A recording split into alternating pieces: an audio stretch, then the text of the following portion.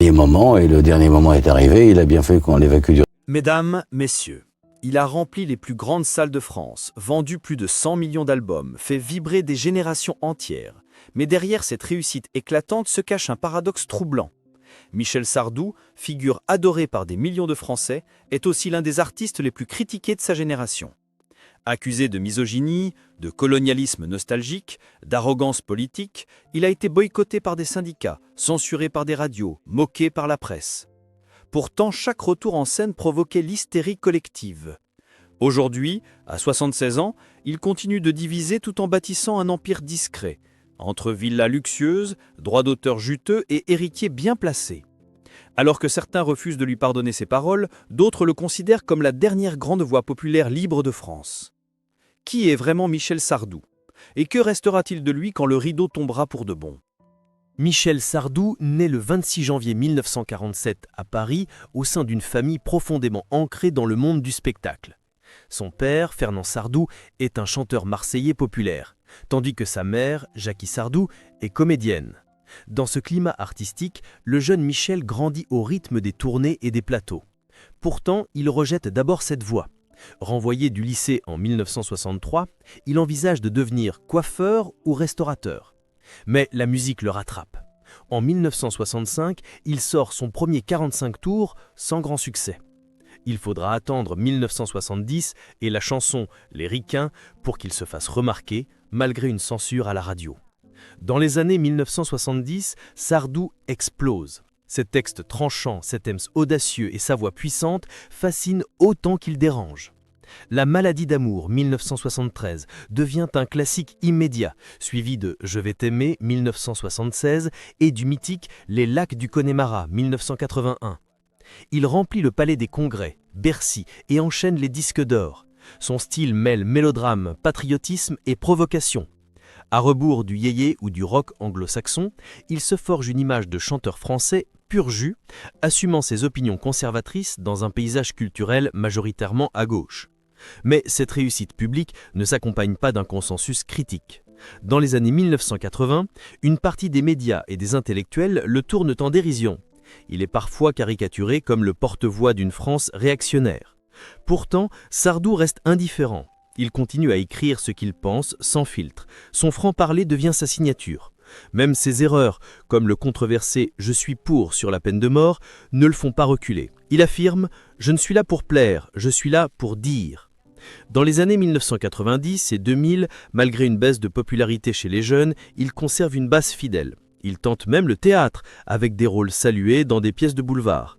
Il revient régulièrement en tournée, chaque fois présenté comme ses adieux, mais toujours suivi d'un retour. En 2001, en 2011, puis en 2021, Sardou quitte la scène, avant de rechanter quelques années plus tard. Ce va-et-vient renforce son statut de monument vivant, mais alimente aussi les moqueries. Sa carrière musicale, longue de plus de 50 ans, traverse les époques sans jamais chercher à s'adapter aux modes. Sardou n'a jamais chanté en anglais, n'a jamais fait de featuring à la mode, ni couru après les victoires de la musique. Et pourtant, il a vendu plus de disques que presque tous ses contemporains.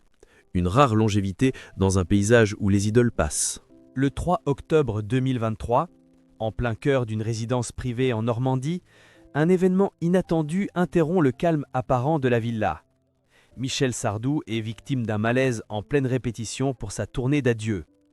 Il est immédiatement hospitalisé à Deauville pour une déshydratation sévère, selon son entourage. L'alerte est vite relayée par la presse, réveillant une inquiétude diffuse chez ses fans. À 76 ans, le chanteur avait pourtant affirmé vouloir mourir sur scène. Cette crise marque un tournant. Sardou annule tous ses engagements pour l'automne et pour la première fois, il semble réellement fatigué. Le mystère s'épaissit dans les semaines qui suivent.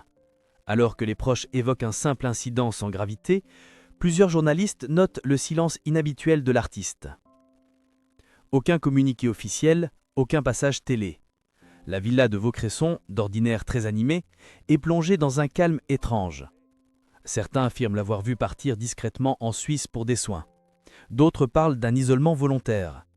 Sardou, l'homme des grandes déclarations, ne dit plus rien.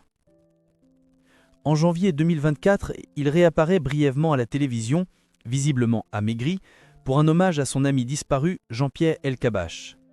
Il y déclare d'une voix lente « La fin arrive et je l'attends sans peur ».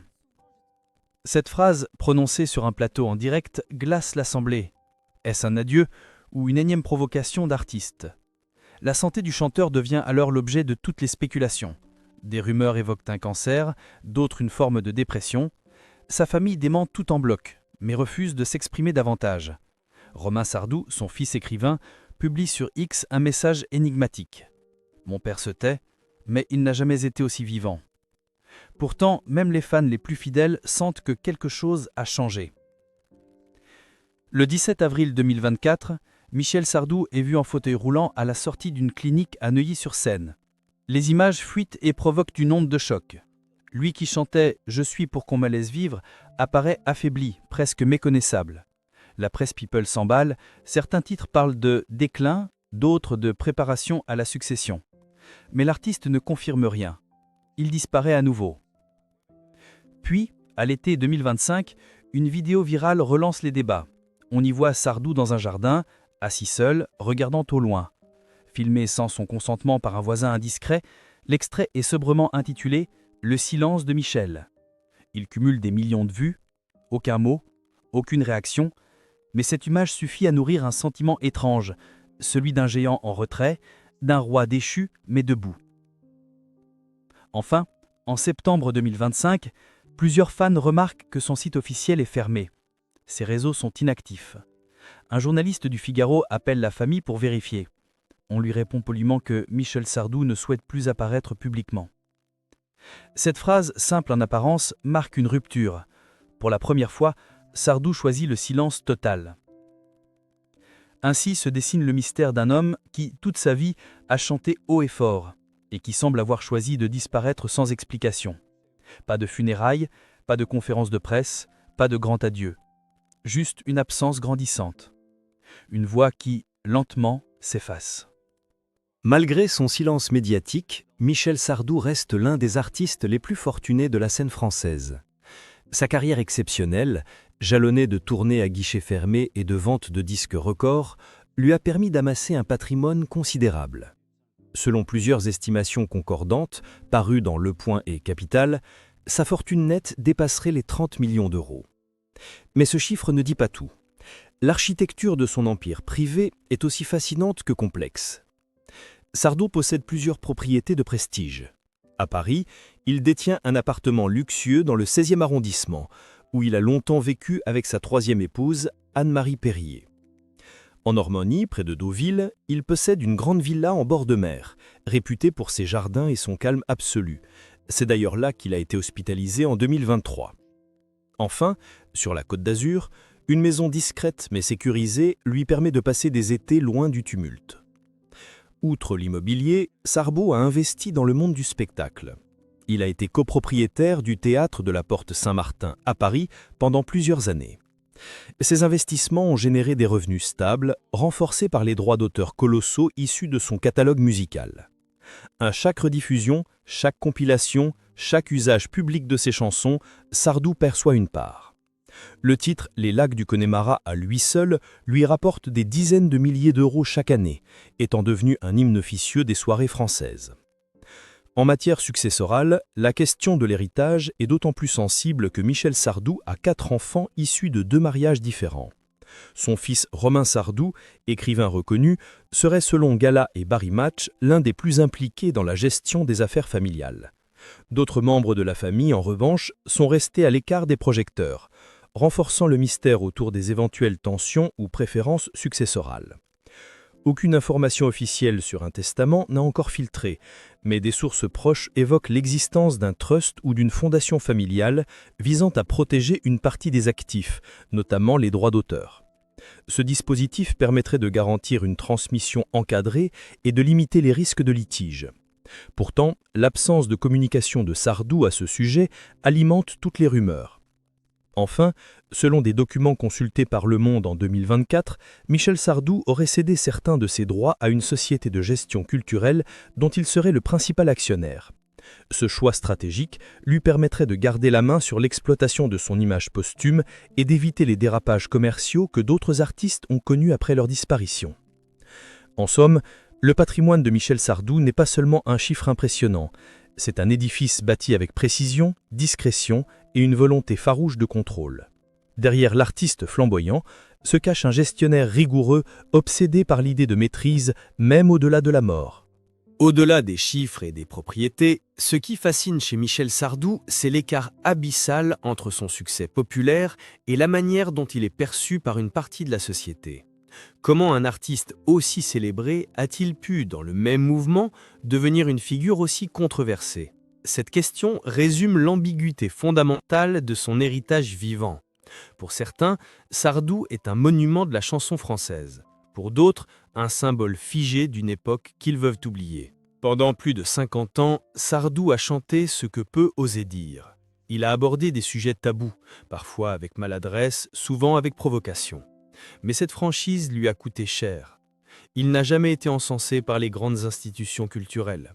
Aucune victoire de la musique honorifique, peu de décorations officielles. Il a été, en quelque sorte, toléré, mais jamais consacré.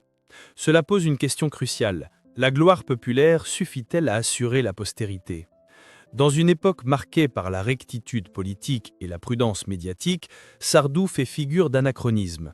Il est l'un des derniers artistes à avoir bâti une carrière sans filtre, sans réseaux sociaux, sans plan de communication. Cela le rend précieux aux yeux de certains, mais suspect aux yeux d'autres. Il incarne une liberté qui, aujourd'hui, dérange. Les médias ont souvent oscillé entre fascination et rejet. Chaque déclaration du chanteur devenait un événement. On attendait de lui des prises de position, des phrases qui claquent. Mais à force d'attendre le scandale, on a peut-être oublié l'essentiel, l'émotion pure de ses chansons. Sardou a été enfermé dans une image de provocateur, alors que nombre de ses titres sont empreints de tendresse, de douleur, de nostalgie. La jeunesse actuelle le redécouvre, souvent par les biais inattendus. Remix TikTok, reprises en karaoké, débats sur la liberté artistique. Certains se moquent, d'autres s'émeuvent. Mais tous sentent, d'une manière ou d'une autre, qu'il ne laisse personne indifférent. Et c'est là peut-être sa plus grande réussite. Dans les forums et les réseaux, une question revient souvent. Pourquoi Michel Sardou n'est-il jamais invité aux grandes cérémonies? La réponse n'est pas simple. Il est trop libre pour être célébré sans controverse, trop immense pour être ignoré. Et peut-être que cette contradiction est précisément ce qui le rend inoubliable. Il demeure assis dans le silence, les yeux perdus dans le lointain. Cette image, volée par un voisin indiscret à l'été 2025, semble aujourd'hui incarner tout ce que Michel Sardou a toujours refusé. Le retrait, la fragilité, l'oubli. Pourtant, elle résume parfaitement le paradoxe d'un homme qui a passé sa vie à chanter fort, mais qui choisit de s'éteindre à voix basse. Avec plus de 100 millions de disques vendus, des tournées monumentales, des tubes éternels et une fortune estimée à plusieurs dizaines de millions d'euros, Sardou a bâti bien plus qu'une carrière. Il a construit un empire. Mais c'est aussi un héritage immatériel qu'il lègue, fait d'audace, de contradiction, de liberté. Ses enfants hériteront de ses biens. Le public, lui, hérite d'une œuvre. Et la France hérite d'une question encore ouverte. Peut-on aimer profondément un artiste qui nous dérange? Peut-on séparer la voix de l'homme, le chanteur de l'opinion? Sardou ne répondra plus, il nous laisse seuls avec ses mots.